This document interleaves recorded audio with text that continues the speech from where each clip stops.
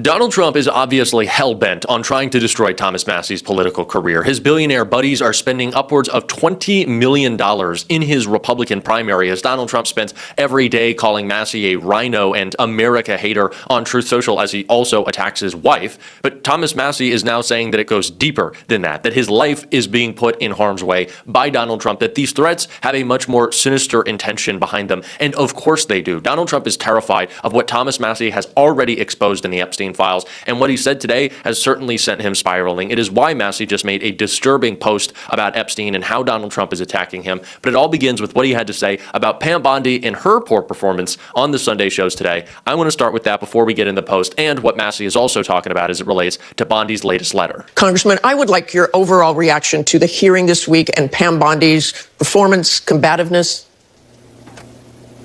I don't think she did very well. She came with a book full of insults, one for each congressperson. She obviously had one for me. And, I've been there when Merrick Garland is there. Obviously, politically, I don't agree with him, but he performed much better in terms of at least not looking bad. And unfortunately, we didn't get the answers we wanted about the Epstein Files Transparency Act from her. Did you get any of the answers you wanted? No, but she did come off her script and engage with me about this production of documents, where she admitted that 40 minutes after I pointed out to the DOJ that they had over-redacted some of the documents, they did unredact those documents. So it's clear they've made mistakes in the document production. At least she acknowledges that tacitly. And it's clear that their work is not done here yet.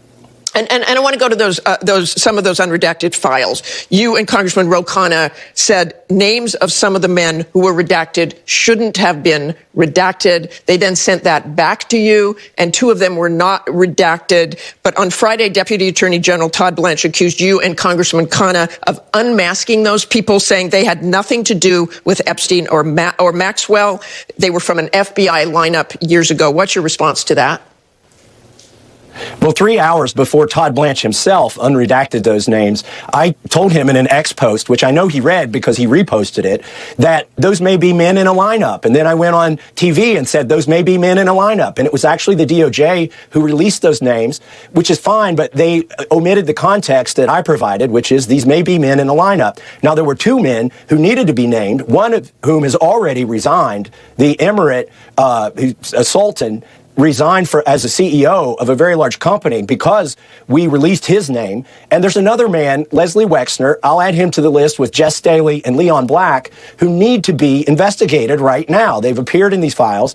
Leslie Wexner is the one who, Pam Bondi said, oh, he's appeared thousands of times in these documents. We're not covering up anything. But I pointed out to her, they redacted his name from the one document that says child sex trafficking co-conspirator. And my question is, who is the person at DOJ who redacted Leslie Wexner's name from a document titled child sex trafficking with co-conspirator next to his name? It was a tremendous failure on the part of Pam Bondi, and I think this has been a universally mocked moment. Her screaming in such a shrill way about the Dow again and again and again, at one point saying that the Dow is at $50,000. Pam Bondi doesn't know what the stock market is, and she's trying to use it as her get-out-of-jail-free card, literally before Congress. I would say maybe focus on some different messaging, Pam, but it shows just how much she is an extension of Donald Trump when his messaging around the Epstein files is, well, look at the stock market, which is also going down. It seems like the AI bubble is popping right now. But for you as the Attorney General to be reiterating those talking points, of course it's ridiculous. It shows the weaponization inside of this government,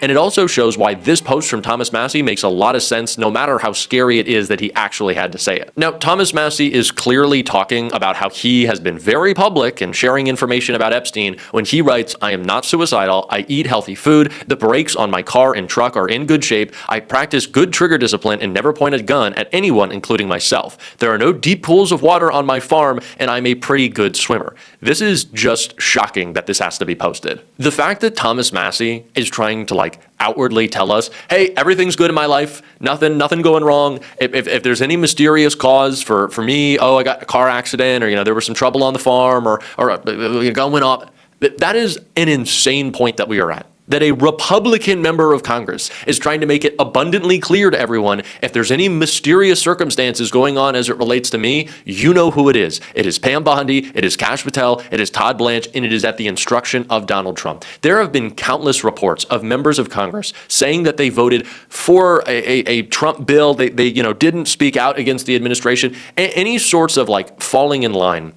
comes from a place of fear for their physical safety. And that is what Thomas Massie is admitting. He doesn't really care about here. He just wants to set the record straight. But Donald Trump is clearly threatening Thomas Massie's life every single day. The way that he talks about him as an America hater and subhuman is clearly intended to direct his radical supporters to try to intimidate this man, to try to hurt him potentially. It's not a surprise. It happens all the time. Donald Trump directs his thugs to attack, to attack, to attack. He started his administration by co-signing any political violence that you want to commit on his behalf when he let 2,000 violent insurrectionists out to roam the streets who have already reoffended. Man, we could get into that.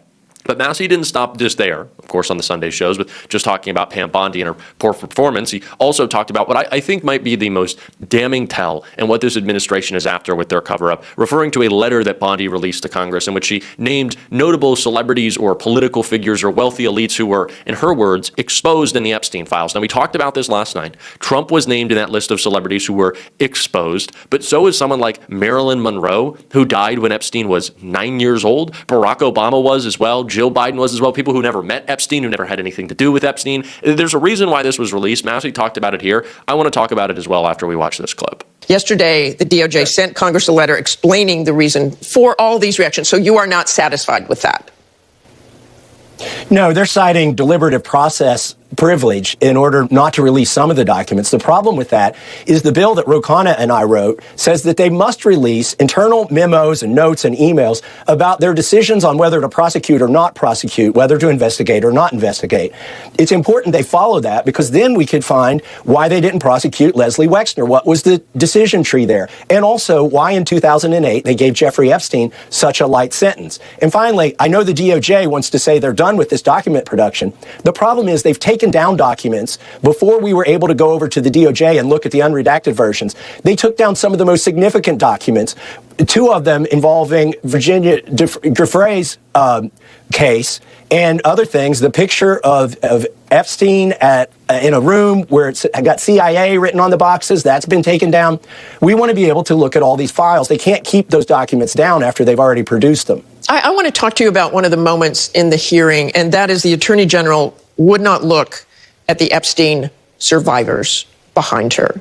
Did that surprise you? I think that was kind of cold on her part. I think she was afraid to. And look, these survivors would love to have a meeting. It's not about Bill Clinton, and it's not about Donald Trump. This Epstein Files Transparency Act was about getting these survivors justice. We've got some degree of transparency, but it's called the Department of Justice, not the Department of Transparency. And so what these survivors need, they need to see some of their own 302 forms, which haven't been released, and they also need to see some of the men that they've implicated prosecuted. So one, Pam Bondi is breaking the law. She has no justification for what she's doing. There is no justification for redacting or removing or trying to protect the reputations of these wealthy and powerful elites. But again, to that list that was released last night, and we talked about this, it is obvious that they are just trying to muddy the waters. They just want us confused. And you see this, and you saw it in the interview. That every single mainstream media, corporate media host has to say, well, this wealthy billionaire who spent, 19 days on Jeffrey Epstein's island denies that he had any wrongdoing and everything was fine. And, he may have said, I like the torture video, but he denies that was from his iPad or iPhone or computer or whatever. And they go out of their way. To protect the elites and say, well, they didn't do anything wrong, or we can't really know, or, maybe we got to wait till a trial, or there's not going to be one for these wealthy people. They need to be tried in the court of public opinion, and we find them incredibly fucking guilty for hanging out with a guy that they knew exactly what he was about. He was a criminal from day one. They were all well aware of it. They made plenty of jokes about it, so I'm tired of it being defended. It is nonsensical for us to allow Todd Blanche to go out there and say it's not a crime to party with Epstein, when party with Epstein meant going to the grooming and trafficking operation that was taking place at Mar-a-Lago and was rooms packed filled with 11-year-olds. It's disgusting. But they're trying to muddy the water. They're trying to tame the language. They're trying to numb us to it all. And that's what this list is about, to make us believe that there are so many people implicated that nobody was implicated, right? I always come back to the language that Donald Trump very specifically uses. It's the same for RFK Jr. And you'll really start to pick it up when you notice how these billionaires talk about Epstein. They'll say, New York's a great example. They go, well, you just bump into everyone in New York. You know, I went to school in New York. I didn't bump into a bunch of criminals. Let's just make that very clear. So no. And they also say it about Palm Beach. Well, in Palm Beach, you just bump into everybody. Well, it seems like in every city, you bump into everybody if you're a piece of shit and a criminal, right? It seems like no matter what city you're in, you're going to bump into criminals. If you are a criminal, who's okay hanging out with criminals? So we have to stop allowing this language to be used. Certainly Thomas Massie is doing that, and he is really, like, in every single way, sticking his neck out. I don't need to probably say that, like, I disagree with Thomas Massie on a lot of stuff, whatever. Like, he's truly a commendable individual, and the bravery that he has shown is patriotic in every sense of the word. Tremendous respect for Thomas Massie. Again, we're hoping to have him on the show soon. So do stick out. Do watch out for that. Stick around for that. Sometimes it's hard to get through these words. The Dow is at 50,000. Give me a break. The Dow's not at 50,000, but it's okay. Jesus Christ, I hate Pam Bondi. But if you want to support the show, as always, you can hit that subscribe button, leave a like on this video. If you stuck around at the end, drop a blue heart.